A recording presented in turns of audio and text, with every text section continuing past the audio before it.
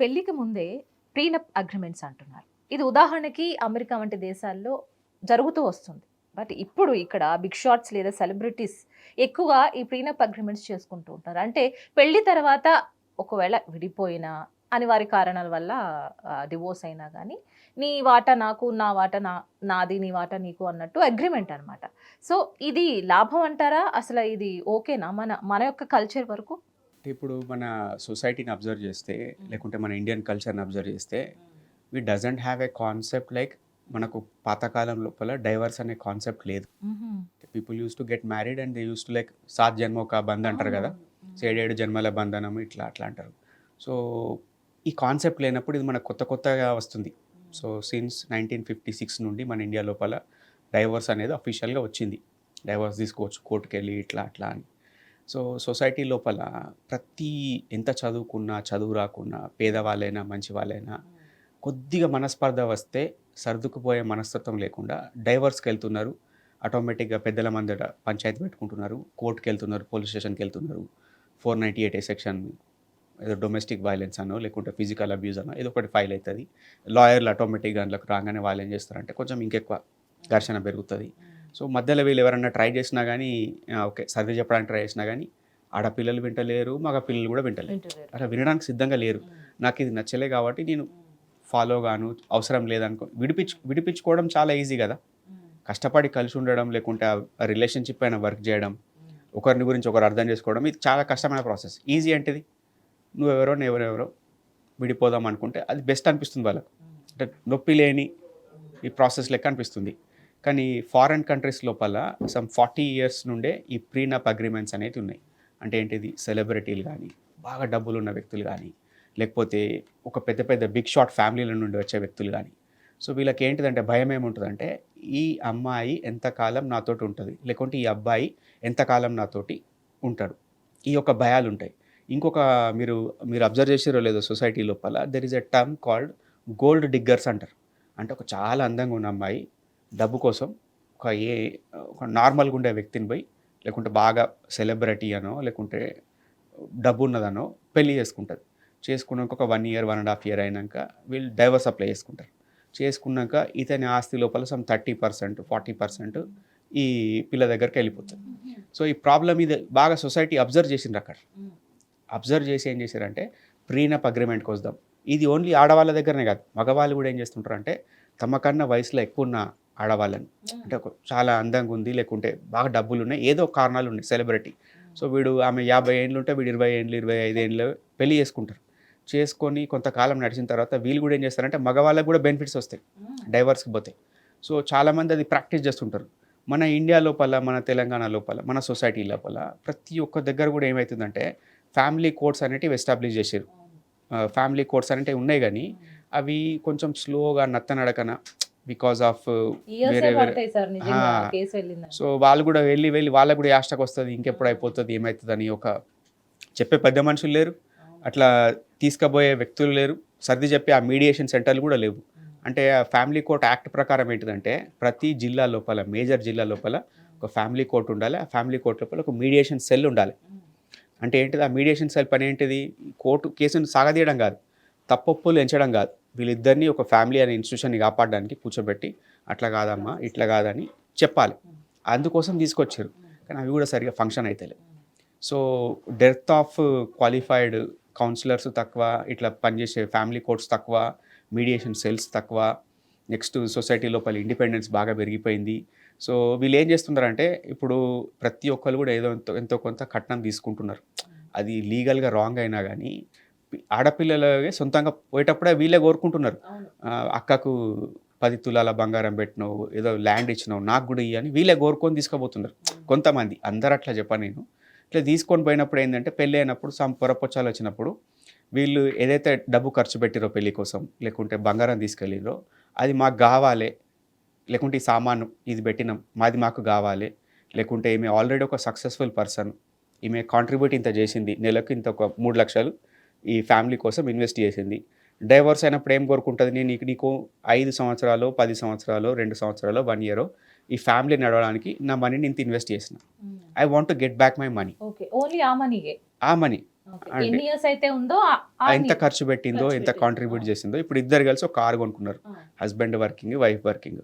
So ఇంట్లో ఏమో ఒక 8 లక్షలు ఇచ్చింది, ఇతను ఒక 2-3 లక్షలు ఇచ్చింది అనుకోండి. ఈమె ఏం చెప్తుందంటే so car wear and tear అయిపోయింది, సో దానికి రిపేర్లకు దాన్ని నేను ఖర్చు పెట్టిన, నీకు వచ్చేది ఏం లేదు ఈ కార్ లోపల. ఇద్దరిది జోడీ ఉన్న అసెట్ కదా అది.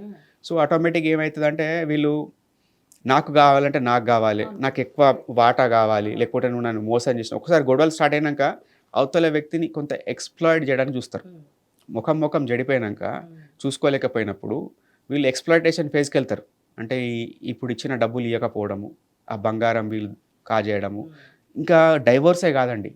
నేను అబ్జర్వ్ చేసింది ఏంటంటే ఎంత క్రూరంగా ఉన్నది సొసైటీ అంటే, అమ్మాయి అబ్బాయి పెళ్లి చేసుకున్నారు, వీళ్ళకి 2 పిల్లలు పుట్టినారు ఆల్రెడీ. పుట్టినాక భర్త ఏదో కారణంతో చనిపోయాడు. నిర్దాక్షిణ్యంగా ఆ కోడళ్ళను, ఆ అమ్మాయిలను బయట రోడ్డు మీద వదిలేస్తున్నారు. వీళ్ళొచ్చి మళ్ళీ వీళ్ళ తల్లిదండ్రుల దగ్గర బ్రతుకుతున్నారు. ఆ తండ్రి ఆస్తిల వాటా కూడా పిల్లలకి ఇస్తలేరు. అంటే అట్లా అయిపోతుంది సొసైటీ లోపల. అంటే ఇట్లాంటి అగ్రిమెంట్స్ చేసుకుంటే ఏంటంటే ఒక డిక్లరేషన్ ఫామ్ లెక్క అన్నట్టు. నా దగ్గరకి ఇంత ఆస్తి ఉంది, నా దగ్గరకి ఇన్ని అసెట్స్ ఉన్నాయి, డైవోర్స్ అయితే కనుక నాకు గివ్ వస్తాయి, నీకు గివ్ ఇవ్వబోతాయి. అంటే ఏంటిదంటే మనం ఒక చట్ట వ్యతిరేకమైన పని కాకుండా ఒక పెద్ద మనుషుల మధ్యన కూర్చొని పెళ్ళికి ముందే మ్యూచువల్గా చాలామంది చేస్తున్నారు. చాలామంది సెలబ్రిటీస్ బిగ్ షాట్స్ వాళ్ళందరూ ఇది ఇంప్లిమెంట్ చేసుకుంటున్నారు. గౌరవప్రదంగా ఏదైనా గొడవ వచ్చినా కానీ వీళ్ళు బయట ఇంకో మూడో వ్యక్తి దగ్గర పోరు. మీడియా హంగామా అవుతుంటుంది, ఇదైందట అదైందట. వాళ్ళు ఎప్పుడు నోరు తెరిచి ఇదైంది మా మధ్యన ఎప్పుడు చెప్పరు. ఎందుకు చెప్పారంటే there is an agreement, they have already an agreement. Prenup agreement ఉంది వాళ్ళ దగ్గర. అగ్రిమెంట్ ఉంది కాబట్టి మ్యూచువల్ అండర్స్టాండింగ్ ఉంది కాబట్టి ఆ మాట బయటికి రానియరు. సో ఎంత కావాలో అంత తీసేసుకొని బాబు నీకు ఇంత నాకు ఇంత గౌరవప్రదంగా. అంటే ఇంకోటి ఏంటిదంటే ఇందులో ఇంకోటి రాసుకుంటారు, మనం ఎప్పుడు కూడా మన ఇమేజ్ని టార్నిష్ చేసే మాటలు కానీ లేకుంటే టార్నిష్ చేసే ఏదైనా ప్రాపగెండా కానీ చేయం. ఎంత బ్యాడ్ ఫేజ్లో మ్యారేజ్ విడిపోయినా ఏమైనా కానీ మనం I will protect your own personal things. అంటే హస్బెండ్ అండ్ వైఫ్ కలిసి ఉన్నప్పుడు దాఖలాలే లేవు. ఏ సెలబ్రిటీ విడిపోయినా కూడా తన విడిపోయిన పార్ట్నర్ గురించి తప్పుగా మాట్లాడడము, క్రిటిసైజ్ చేయడము ఎక్కడ చూడలేదు మనం. అంటే మెచ్యూర్ వే అది. అంటే దీన్ని మనం నెగిటివ్గా చూస్తారు అందరు, కానీ ఇది ఒక mature way of dealing with the marriages and divorce. Even though when they get together they use to hug, they use to hi hello చెప్పుకోవడం మంచిగా. మళ్ళీ అంటే అది ఏంటంటే కైండ్ ఆఫ్ వీళ్ళు కొంతమంది ఏం చేస్తారంటే they are pretty good at, they are in the show biz కదా. సో ఆ బిట్టర్నెస్ లోపల ఉన్నా కానీ దే కెన్ మేనేజ్, లైక్ లోపల ఏమున్నా బయట ఏమున్నా కానీ దే కెన్ మేనేజ్. అదే బయట నార్మల్ పీపుల్కి అసలు వాళ్ళ ముఖం కూడా చూడడానికి ఇష్టపడరు. అంత దూరాన్ని మనం విడిపోతాం, వాళ్ళు అడిపోతారు. సో డిఫరెంట్ పీపుల్ డిఫరెంట్గా హ్యాండిల్ చేస్తారు. When I see latest Naga Chaitanya and Samantha on the one screen stage అనమాట. So I recognise their feelings. ఇప్పుడు మీరు అన్నట్టు కొంతమంది సెలబ్రిటీస్ అట్లా చేయొచ్చు, కానీ మన సౌత్ ఇండియన్ తెలుగు వాళ్ళకి ఏమో తెలియదు కానీ ఆ ఫీలింగ్స్ ఉండిపోతాయి. They can't see each other, they can't talk.